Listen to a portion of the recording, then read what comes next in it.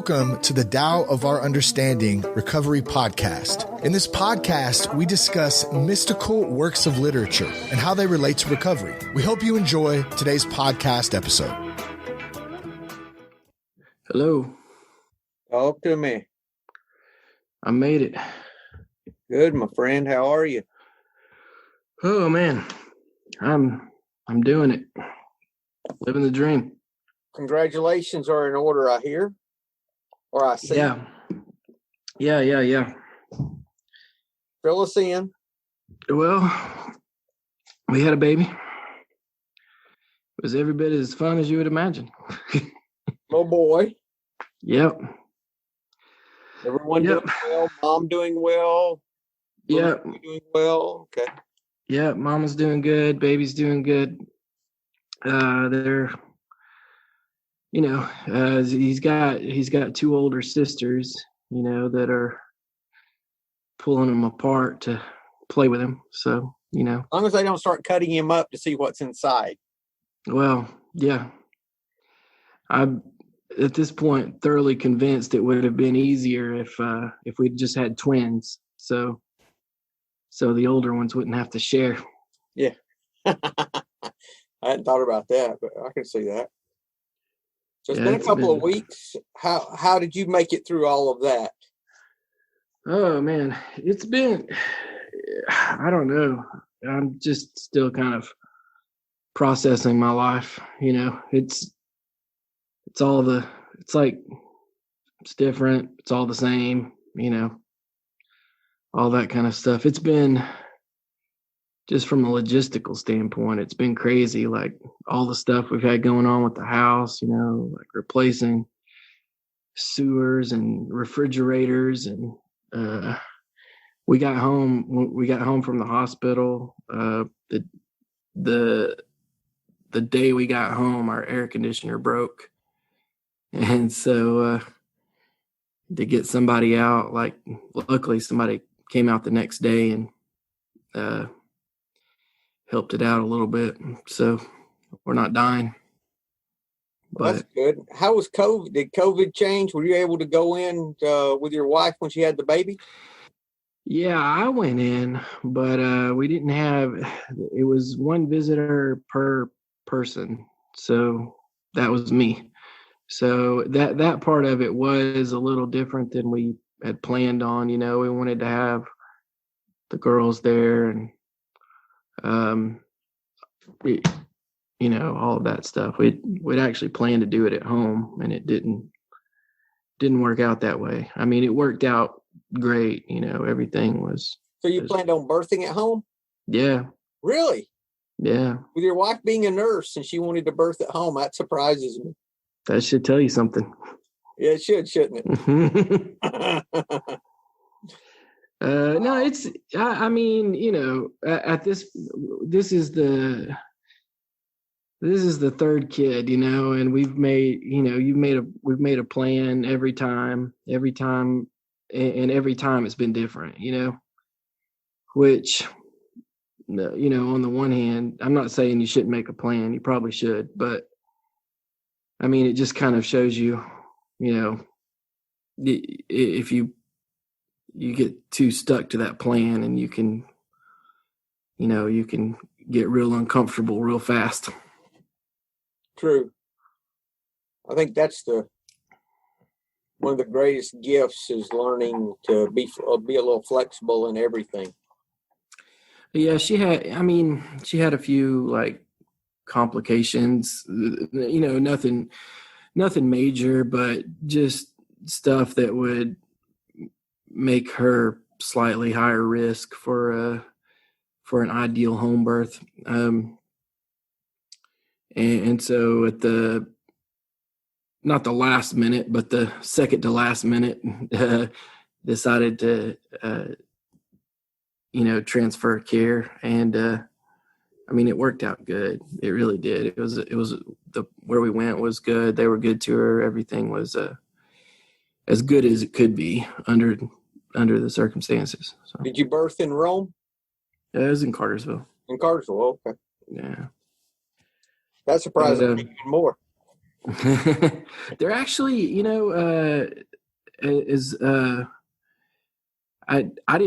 we didn't know this when we went in, but I read an article a few days after we got out of the hospital saying that their maternity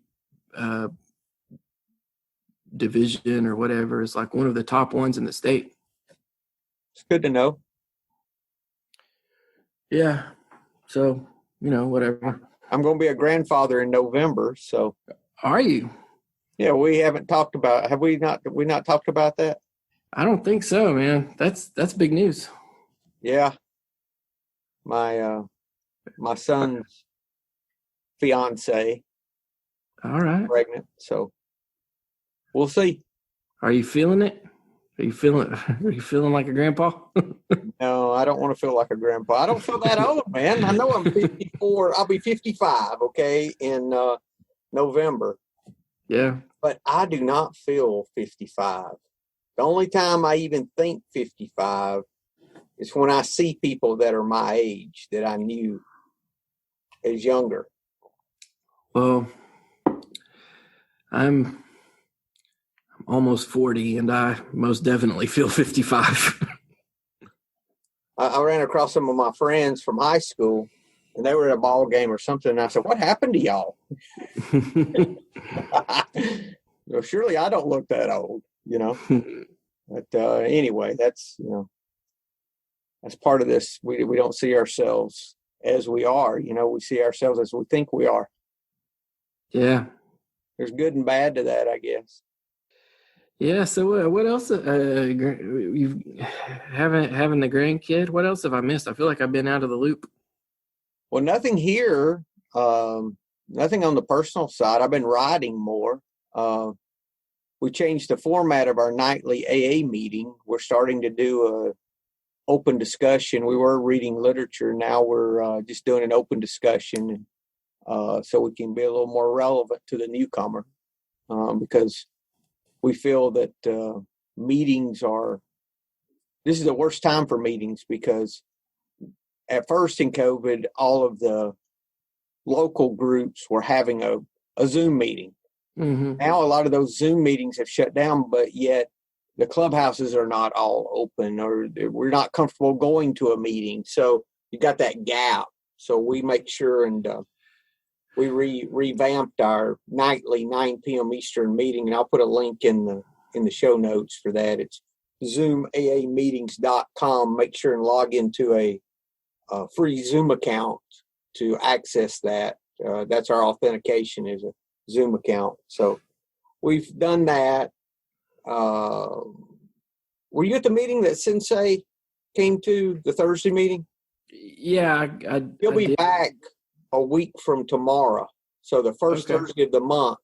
So if you've got any questions for him on the first chapter, we're going to do the first chapter this month. Next month, we'll do the second chapter, third, fourth, so forth and so on. Yeah. It was really good.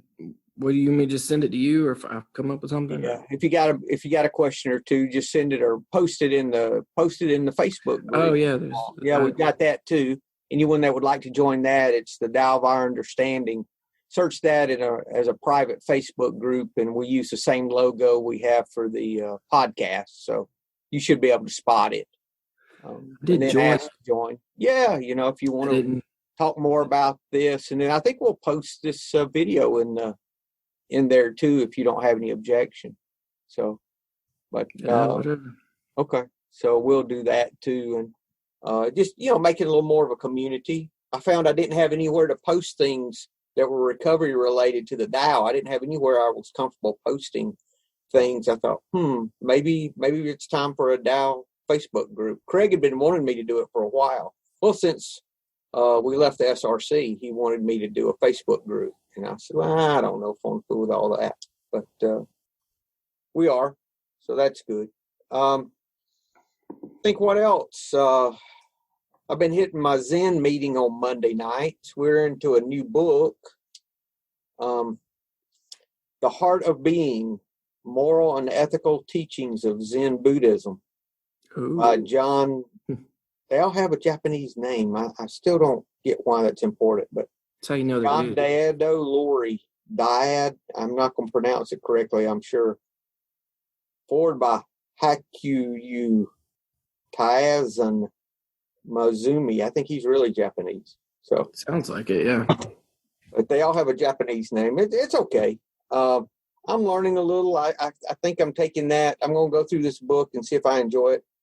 They still have this hard on if you mention anything of a higher power. They're just like, absolutely not. But yet every book I have read, I mean, there's a Buddha nature, there's a flow of life, there's all of this that most of these teachers talk about in the books, but they seem to interpret that a different way. So I don't know. I'm kind of reserved to just see what, you know. I guess I'd be curious how they interpreted it, you know. Well, they kind of skip over some of that stuff. They'll read it and then they'll. That's one way to do it. Church. Yeah. Like church, they skip over things that they don't like or don't agree with, you know. Or like when we go surf the internet, we don't look for things to challenge our opinion. We look until we find things that agree with us. Sure. Or that's what I do, you know. I know this has got to be right. I got to find something saying it. And if I look long enough, I can find something that says anything I think is right, you know. Yeah, that's the truth. Yeah, I don't know. I feel like at a certain point, like, I mean, you're just, the whole higher power thing, I mean, it's really just a struggle to figure out a way to talk about anything, you know what I mean? And so, like, at a certain point, it's just kind of comes down to semantics, you know? It's almost like you're saying the same thing, only I'm using the phrase higher power and you're using the phrase infinite void or something, you know? Or Buddha nature. Yeah, or exactly. Source, or, you know, because what I think it may be is the higher power is our collective body. You know, all of us together, this source is us. Just like the kingdom of God is within you. You know, already. That Jesus said that it was not blasphemy. He was accused of blasphemy. Then he quoted where they said, is it not wrong to say you're gods? You know, you've heard that quoted out of the New Testament, and it's always lowercase g, but that word is the same word as Elohim, same word that in the first chapter of John, where it says the word was with God and was God. That word for God is the same word as ye are gods. Yeah. So it's saying we are all God. We're all a drop out of this ocean of love.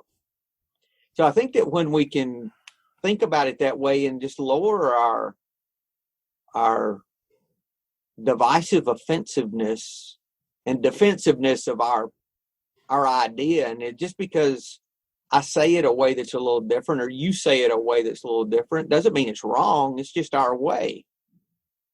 It's not. It's like all the blindfolded people looking at figuring out what the elephant is, you know. One's on the side and says it's a garden hose on the trunk, and the other one thinks it's a wall, you know, and you can go on and on and on, you know. I saw that, yeah. Same kind of thing. Just everybody's own limited perspective. Yeah. So I saw something interesting in our reading this week in the book. I want to get your take on this. Okay. One thing I really don't like about... Is this the book you were just telling me about? Yeah, the Zen book. Okay. It says that one of the central observations Buddha made about the breakdown of the social fabric is that poverty is the chief cause of immorality and crime. Theft, violence, hatred, cruelty all result from poverty. And I was looking at that and I thought, I would have thought the chief cause of immorality and crime would be a lack of Buddha nature. You know, a lack of inward change. Because they went all the liberal thing about, you know, trashing conservatism and trashing Trump, and that we got to provide for people, and that if we did, it would help with crime and all these other things. I'm thinking, yeah, we need to provide, but isn't it the nature that has to change? I mean, I've known if you just provide for someone and there's no inner change, the immorality's still there. Mm-hmm. So I don't know. It just kind of struck me. And they all bought into that, and I was like, that doesn't seem right to me, especially when the four noble truths that you're supposed to: loving kindness, compassion, sympathetic joy or empathy, and equanimity, which is composure and evenness of temper, all are inward things. And you're saying that the thing that you need to do is feed people will change them? No, feeding people changes you. It doesn't change them. When I provide for other people, I'm cared for. I don't know, man. I kept my mouth shut, because I said, God, I don't know if that'll go over here. They'll be. Well, it's a good question. I like your question. I do. I wouldn't. I'm not even sure at this point I feel confident enough to have like a real opinion, but I do like the question though, because it really digs into this whole, like, where's the line between me and you? And we could relate that back to recovery. If somebody has a drinking problem, mm-hmm. us providing finances for them, making it easy for them, none of those things help them if they don't have a moment of clarity, a surrender moment. What I have would not work for them, because that's my experience. So if you just took it back to recovery, I have to share what got me here. And then if that resonates with them, so be it. But, providing for their physical needs isn't going to make a spiritual change, I guess, is my whole point. Right. But what do you tell them to do?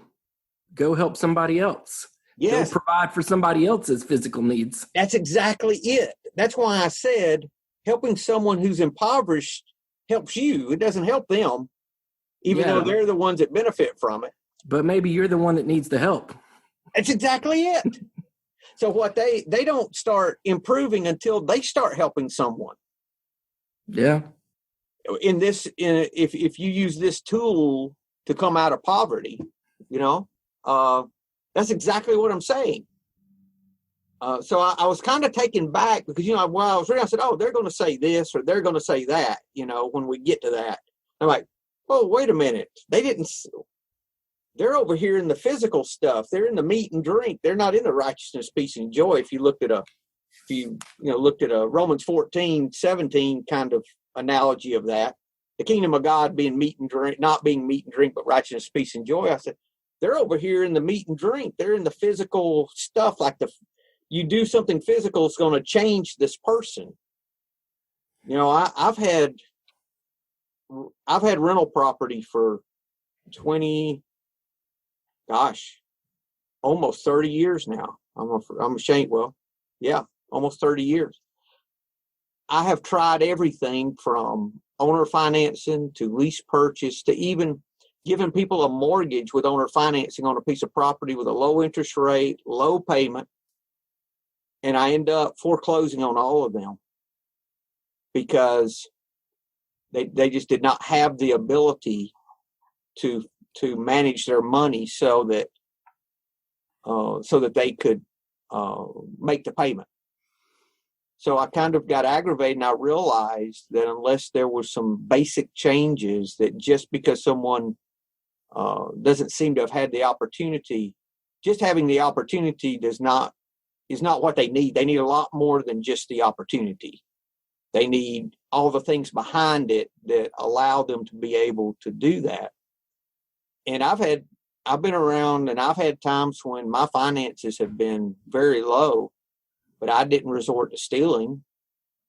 And I've known people who had nothing that still wouldn't steal. And I've known people who had a lot that would steal. So the fact that they were immoral had nothing to do with their financial, situation. Now, I've not known people who were starving.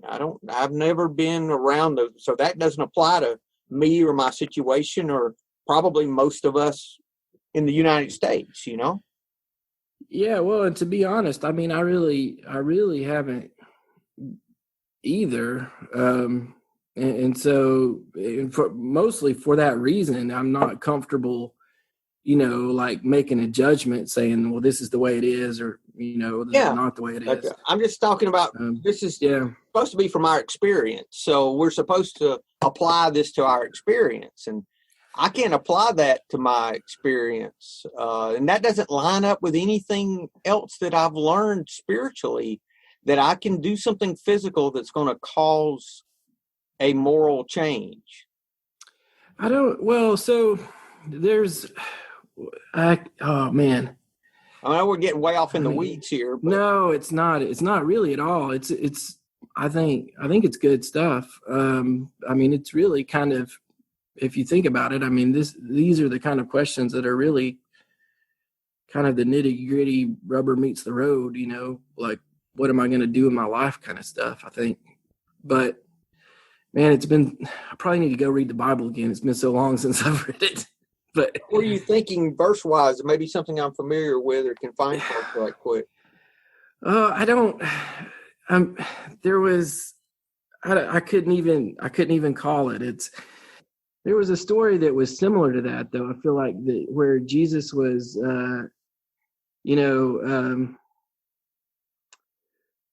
well, I don't know if this is the one I'm thinking of, but it's close enough. Jesus, you remember Jesus and the blind man, right? Right. And Jesus was going to heal him. And the Pharisees brought this blind man to Jesus, and they were like, hey, what did he do wrong? That he has this physical ailment. And Jesus was like, he didn't do anything wrong. He was just blind. Sometimes it happens. You know what I mean? Yeah, I know the story. You're talking. And so he proceeds to heal the guy's blindness, and the Pharisees are like, well, the reason he's blind is his physical blindness is a moral condition. And Jesus was like, no, that's completely off base. His physical blindness is a physical condition, and I'm going to take care of his physical condition so he can do whatever he needs to do, I guess. All the things that you can do when you're not blind. That's John 9, 1 through 12. I don't want to misquote it, so I'm going to look it up right quick.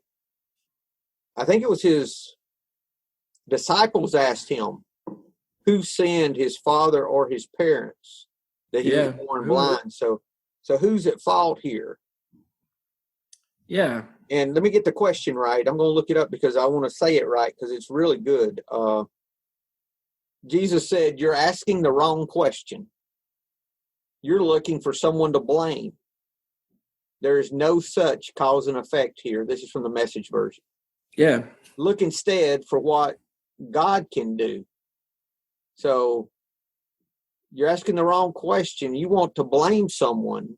Instead, look for what God can do. Or another translation was how can God be glorified?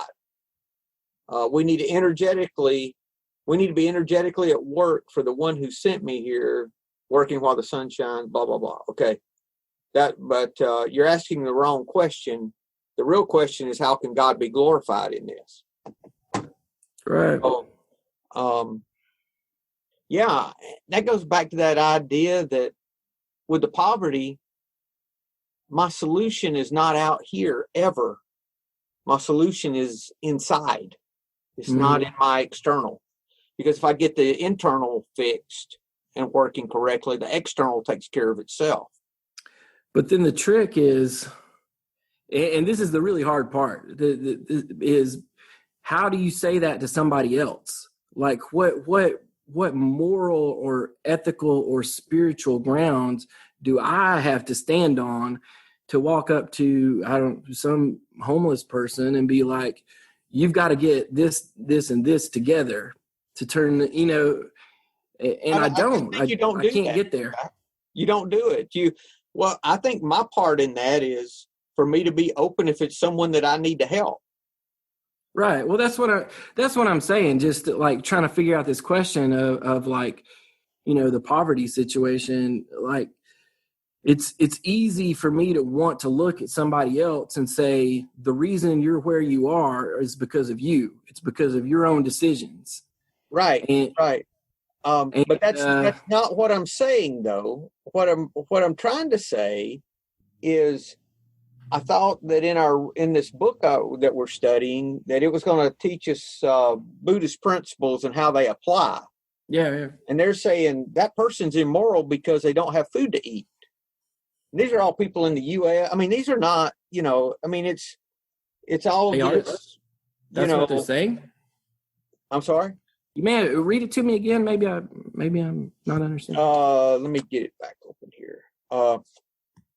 One of the central observations Buddha made about the breakdown of the social fabric is that poverty is the chief cause of immorality and crime. Theft, violence, hatred, cruelty all result from poverty. And so the takeoff from that was that we've got to go, our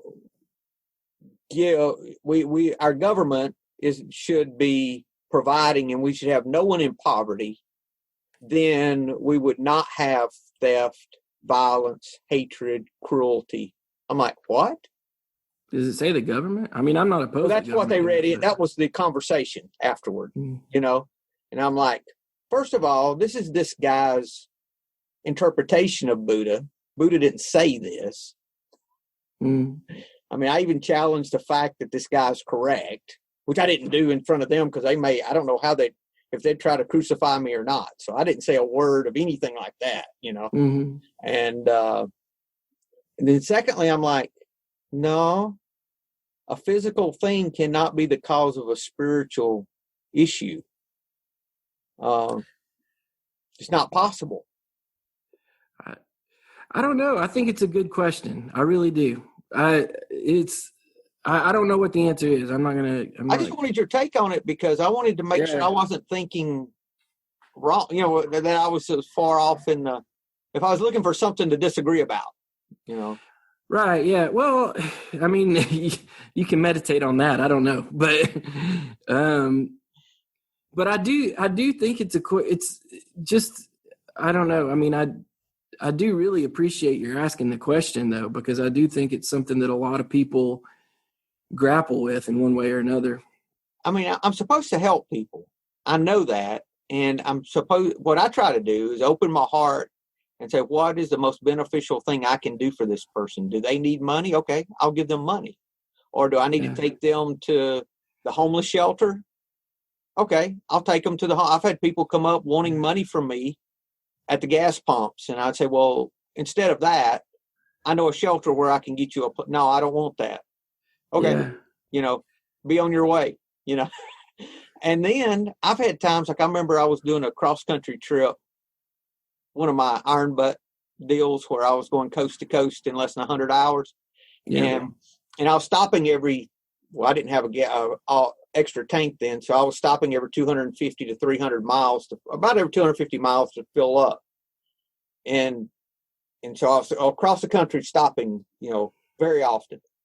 And I was on my way back and I said, God, I said, you haven't put anyone in my path for me to help in this trip.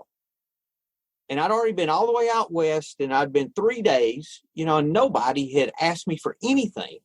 I'm like, put somebody in my path I can help. I'd like to help somebody. This literally happened this way. I said, I want to help somebody. Give me somebody. Literally, the next time I stopped to fill up, God is my witness. I pulled up to fill up, and a lady pulled up beside me, And she said, I just got groceries and I left without any cash and I have no way to pay for this gas. Can you help me? And I said, I sure can. And I put her some gas in her car. Yeah. And that was the very next time I stopped. I think that's the kind of giving I wanted to give. God put a situation or universe, ever how you want to put it, to where I'd have the opportunity. So I did it. Yeah. And I think I am free of poverty thinking and poverty physically by being willing to give, because my giving is that idea of when I'm full of care, I'm cared for, not only for spiritual stuff, but for physical stuff too.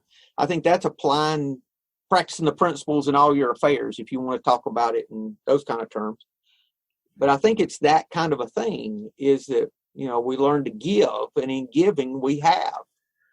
So for someone that's physically in poverty, or one thing was mentioned in the meeting that may have been talking about spiritual poverty too, which, that was a good analogy of that it's, that we've got to help people spiritual poverty as well. Okay, I can buy into that for sure. But, us having a better socialized payment system in our government is not going to help immorality. That's that in my experience, Yeah. Because I know a lot of people that make a lot of money that aren't moral. Has nothing to do with it, Sure. Yeah. And I had a partner one time on a business deal that used to be a member of one of the bike club, and he got out, but he spent some time in prison years ago. And he got in a situation financially, and he shifted back to that. I've got to take care of myself.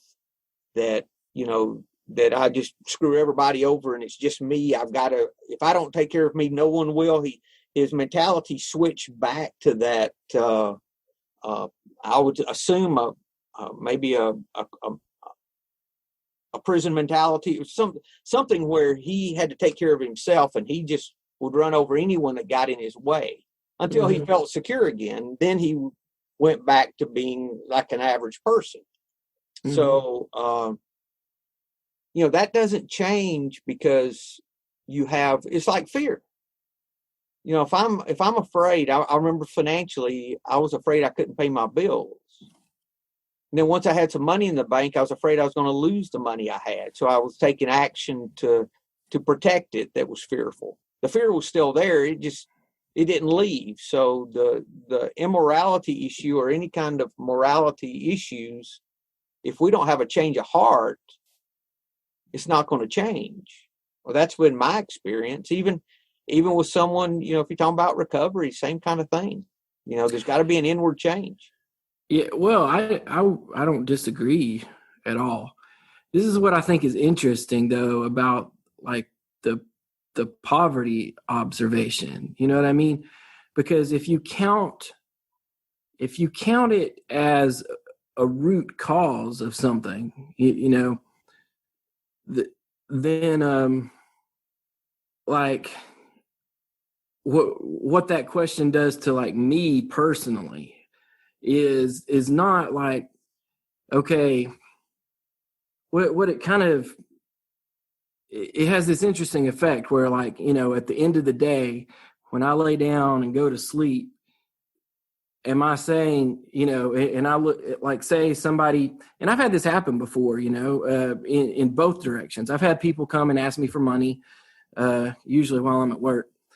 And I've had people, that have asked me for $1 and I told them to go away. And I've had people ask me for more money than that, and I gave it to them.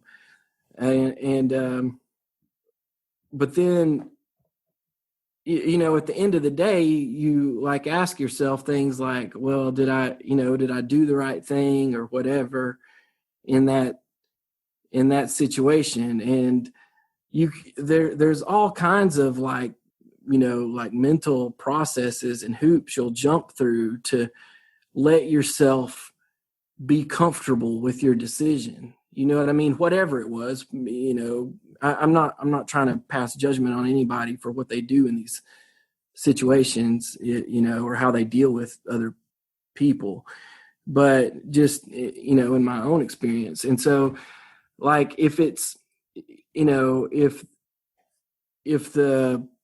poverty is a cause of somebody else's immorality, then that puts me in a position of having to do something about it. You know what I mean? Because that's something I can deal with. I'm not going to erase poverty by myself or anything, but I mean, I can deal with it. I can address it. It's not a bad thing to erase poverty by no means, but the question is not whether we should help. The question is, if everyone in the world had their basic needs met, would there still be immorality? See, that's the question. And for you and me, okay, if your family was starving, would you go steal to provide for them? I don't think so. I mean, I know you. I'm not gonna lie, I might. I don't know. I would have a difficult time thinking I would. I really do. I'd have a difficult time thinking I would steal from someone else to have for me. I really think I would have a difficult. Now, I've never been in that position. I have had to borrow money. I've had to ask friends to borrow money when I had a business fail that I was out of money, and everything I needed was always there. Granted, it wasn't there in the form I always wanted, but it was available. So I just think that the basic question was not for me, it wasn't whether we should help or not, or is poverty something we should do away with, all that question. No, the question is, are there outside influences that are going to change me within? Right. Well, so a couple of things. It's interesting. I'm not sure if I'm clearly saying what I'm thinking about, but so in my head right now, it's kind of all coming back to this idea of, like, your analogy about the the guy following you too close behind in traffic. You know what I mean? Like, I'm sure I'm following myself really closely right now. It's kind of all coming back to this line between, where's this line between me and you? And if there's anything that I've learned in recovery, it's that I'm not above any of these people. You know what I mean? Right. There was most certainly a point in my life where I looked at people that, not just that drank poorly, but that drank at all, and looked at somebody that picked up a bottle of alcohol as innately bad. You know what I mean?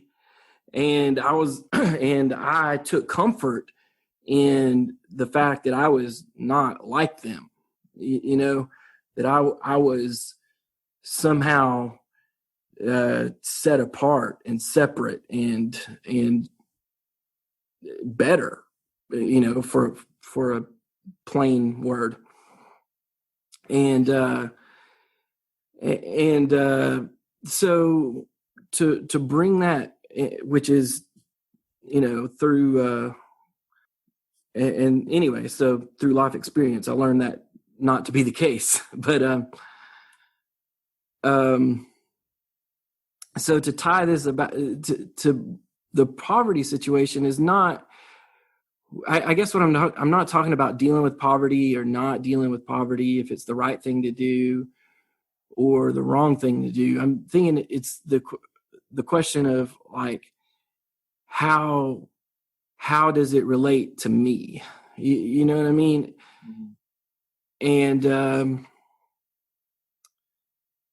I guess what I'm thinking, like, at the end of the day, when I lay down and go to sleep, if I believe that the issue, that somebody else's problems are of a completely spiritual nature. There's something intangible that they have to do that I can't help with, then that alleviates me of my responsibility to help.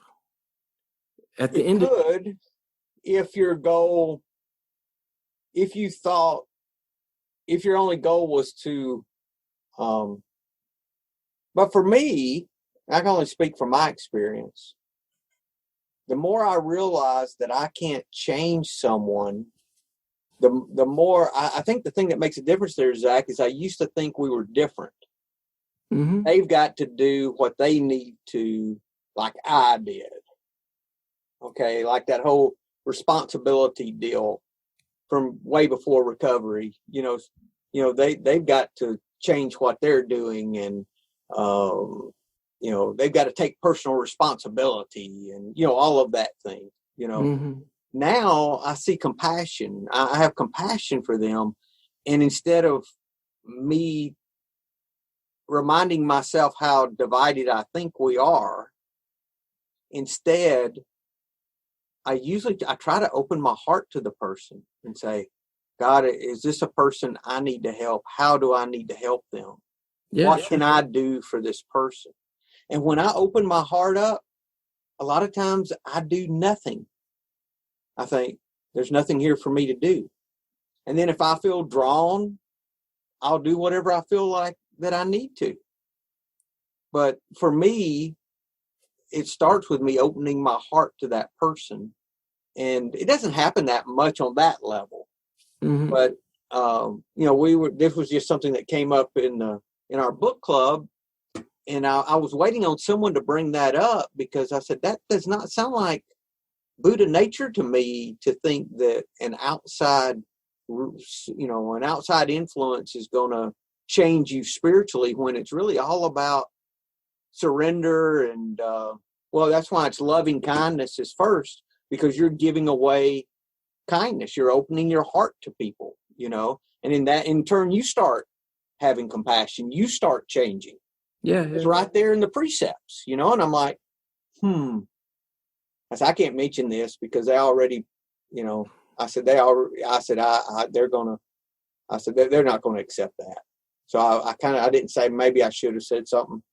But we'll see. But I thought that was interesting, though, how it's automatically the bend toward, we got to put out, I'm like, we need to do those, we need to work to be compassionate and help people every way we can. But is that really going to change them morally? It's like you come into AA, the old saying about the horse thief, horse thief starts coming to AA, the whole old story about the thief, I don't know what you can sober, he's still a thief, now he's just a sober thief, and now once he starts working the program, then his heart starts changing, and he finds himself being honest when he used to not be. So, and that didn't come from that came from a change of heart, a surrender. It did not come from some kind of physical, outward benefit. Yeah. Well, and again, so this is what's interesting about the question to me is, oh, go ahead. You can continue. I was going to get a book because I had another quote to use. Go ahead. Oh, you're fine. Yeah.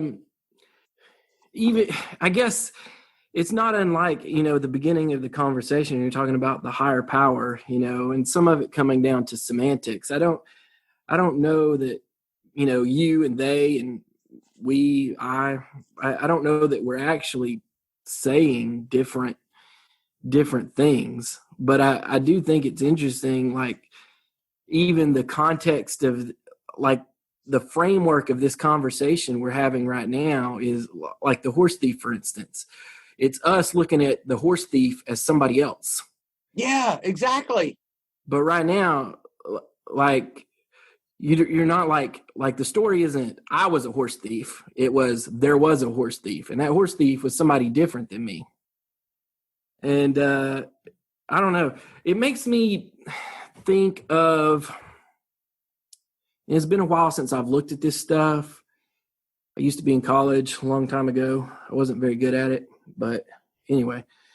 So one of the classes I was in, they talked about this guy, Robert Maslow, and he did this thing. He had this thing called the hierarchy of needs, right? And so one of the things that he talked about, and I'm not going to get them all because there's, I don't know, like 6 or 8 or 9 of them. I can't remember. It's like this pyramid, right? And you have to have, so like at the bottom of the pyramid is things like food, clothing, shelter, warmth. I pulled it up. The very bottom is food, water, warmth, rest. Okay. And so that pyramid goes in order. So like you cannot get, according to him, you cannot get to the next level until the previous level is satisfied. So if you're looking at, I don't know what's after food and clothing. Safety needs, security and safety. Okay. And then belonging and love needs, intimate relationships, friends, then prestige and feeling of accomplishment, then self-actualization, achieving one's full potential, including creative activities. Yeah. And so that self-actualization level is the level that most people, look at like the area of like spiritual development. That's where you start to consider things like, what is my spiritual condition? You know what I mean? Man, that's upside down. Don't you think? I don't know. What's been your experience? My experience is that's upside down. I think it's a good question. It's a good question. That's because it starts with, I mean, that's the paradox of truth. In losing much is gained, and in succeeding much is lost. Mm-hmm. It's the upside down of that pyramid that I have to have a spiritual change. I don't know. That's interesting. That's good. Man, I've missed you. I'm glad you're back. And it reminds me of a quote from, let me read this. Let me how this applies. All right. This is the Gospel of Thomas. Okay. The second verse. Jesus said, those who seek should not stop seeking until they find.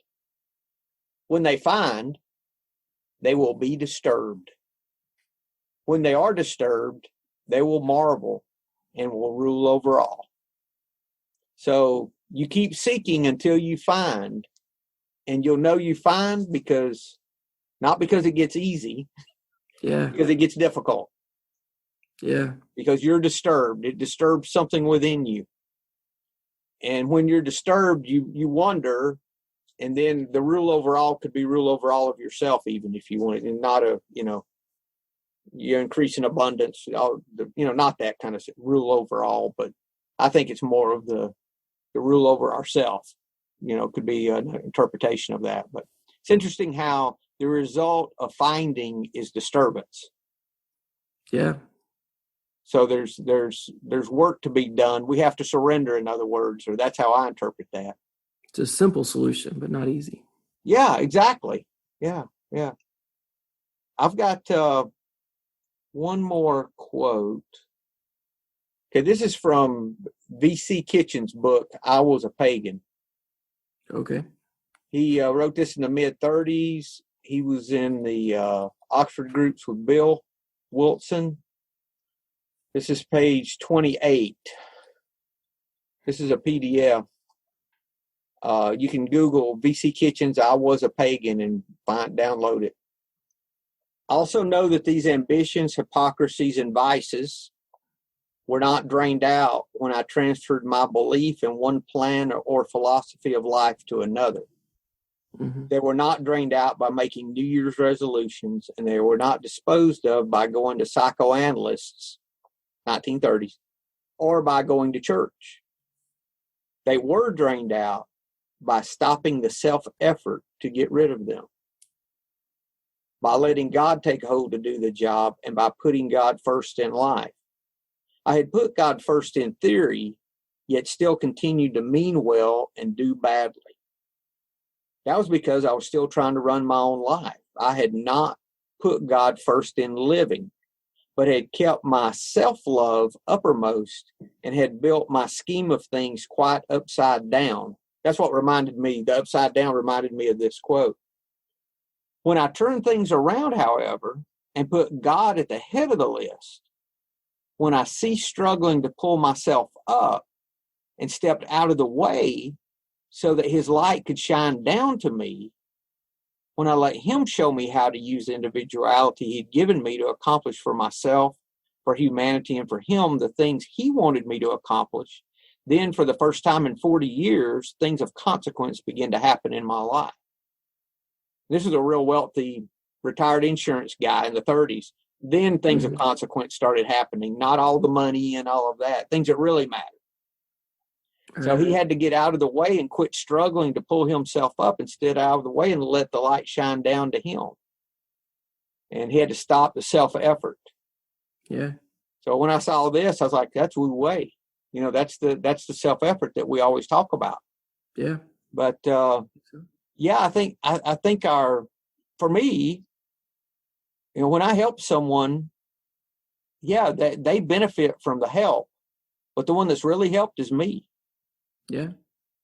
Just like in recovery, when I help someone who's struggling, yeah, they're helped, but the way I'm really the one that's really helped in the whole equation is me. Yeah. Still, so it's interesting how I have to give it away to keep it, no matter what it is that we're talking about. Yeah. But I just thought that was interesting. Yeah, I think that's upside down. Yeah, you need food and water, but I don't know. I think it starts with a spiritual change. And then that starts happening for me when I help someone else with their food and water, and really forget about my need and help someone with their need, and then my need's taken care of. That's how it seems to work for me.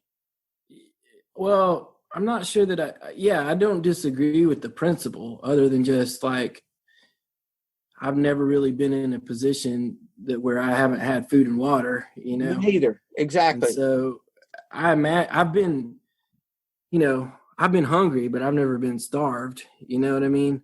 I have needed business things to happen that when I put my concern toward helping someone else, those things just took care of themselves. I've had some things happen that were, where money fell into place and things that I wasn't expecting, So, I mean, I've had some things happen, but, I've never been in a dire situation where I was impoverished. But I do know that if I'm a thief, first thing I'm going to do is continue to steal. That's not going to change me if I've got money in the bank. It's not going to change my behavior. I know for me personally, it wouldn't. Yeah. Well, for the same reason, it doesn't make me feel different when I have money.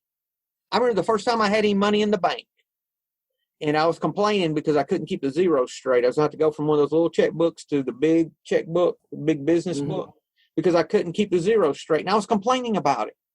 It wasn't a lot of money. It was like I sold a house, 30 grand, I think it was. It wasn't like hundreds of thousands of dollars.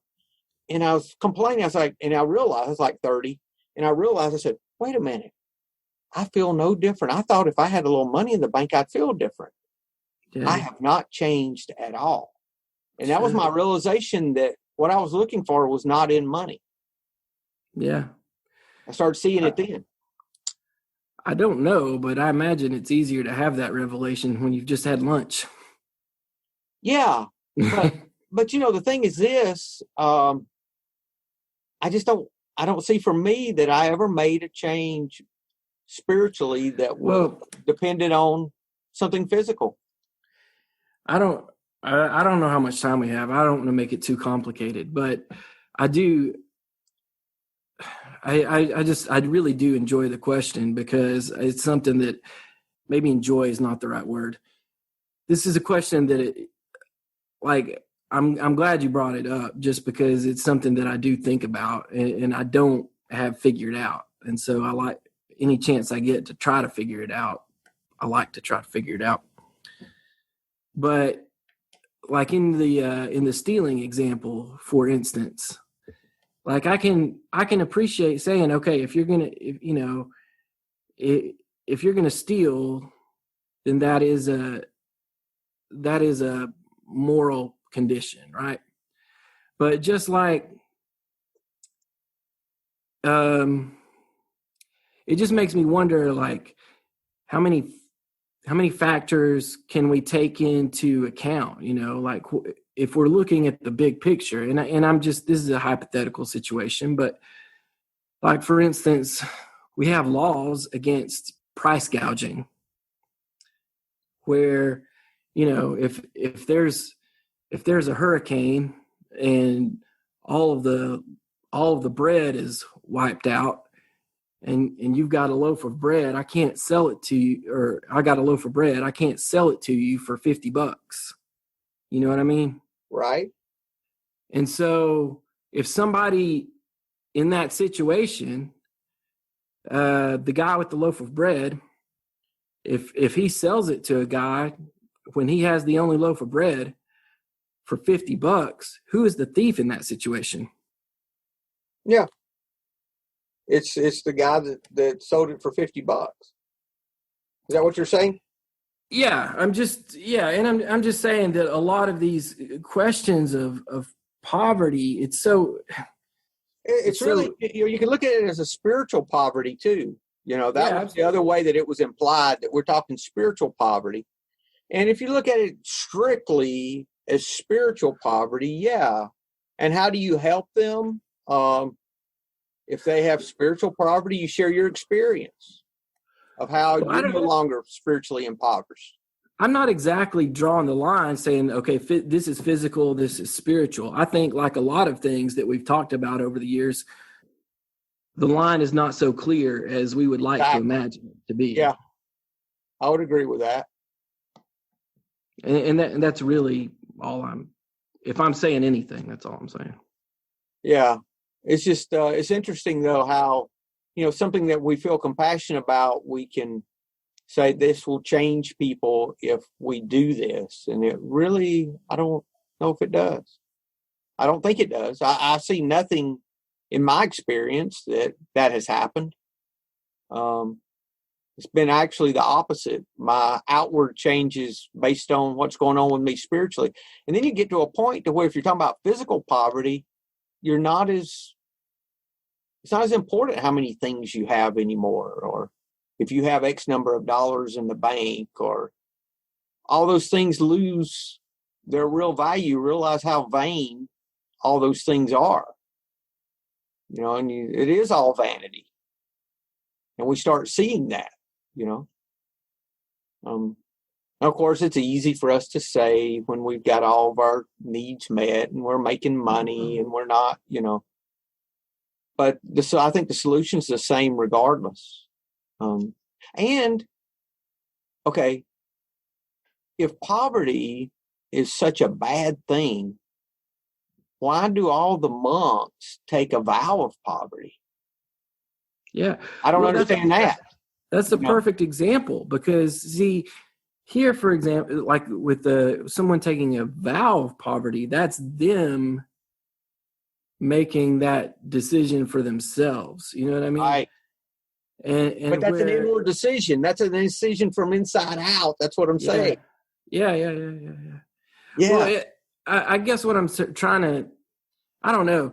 It just makes me wonder, like, if I could look somebody in the eye and say, that just stole a loaf of bread because they were hungry, I could look them in the eye and say that was their spiritual problem, that they were willing to steal a loaf of bread. You know what I mean? Yeah, I wouldn't, but I'd never do that. I would try to have compassion in that situation. Maybe go buy them another loaf, Say, oh, wait a minute, let me help you. If you're willing to steal bread, let me get you some more. Yeah. If that's possible, You know, I mean, that's the kind of, I'd want to have compassion in that situation. Not, you know, it's not a time to divide or attack. Yeah. Well, if they're willing to steal a loaf of bread, does that mean, and we're this, you know, if we're not separate, if we're really one person, we're one, you know, unit of awareness and all of that stuff. You know, if we're one, then if they're willing to steal a loaf of bread, then does that mean on some level I'm also willing to steal a loaf of bread? Maybe it means that what I was thinking about that, instead of going that route, I was thinking if they're in need, then how can I meet their need? How can I help them? Then in helping them, I'm helping me if we're one. Mm-hmm. It's like this hand gets cut. Okay, that's just the hand. It's not my whole body. But I take care of it and make sure it's taken care of. And in taking care of it, I'm really taking care of my whole body. Yeah, absolutely. And I think of that as the way to, and what really helps them, okay, whatever that is. And that starts with me with opening my heart to what can I do about their situation, whatever that is, you know, and it can go on and on from there, you know. But I don't know. I'm just.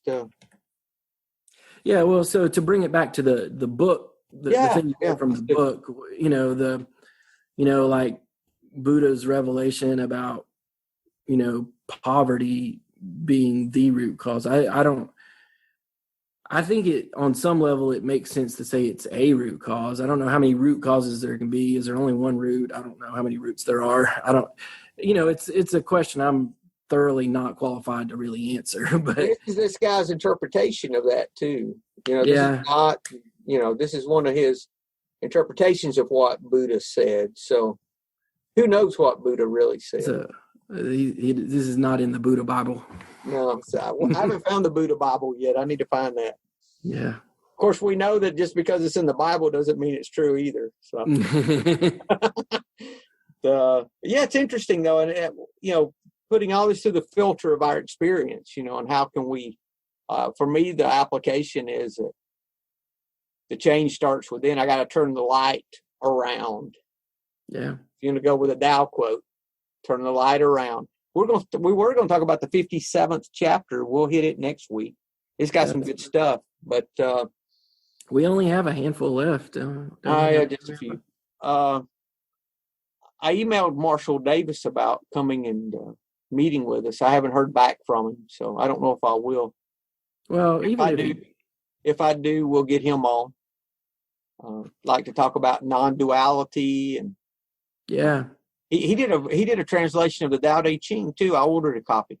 Yeah, I'm probably gonna pick one up. That podcast has been really, really interesting for me. Yeah, the Tao of Christ. That's one of the few I've gone back and binge listened to all of them. Most of them are only 10 or 15 minutes, so it doesn't take long. Which is a big plus because that's about as much time as I ever have at once anymore. Yeah. So, but that's a really a good podcast. I'd like to hear one of the podcasts he almost gives like a testimony of how he went from traditional Southern Baptist fundamental Christianity to non-dual awareness, like total shift in thinking. Mm-hmm. And it was good to hear how that happened for him. Yeah, I'll go back and listen to all of them for sure. The way I intended to listen to him was to go back to the beginning and just start at the first one and work my way through. I did that.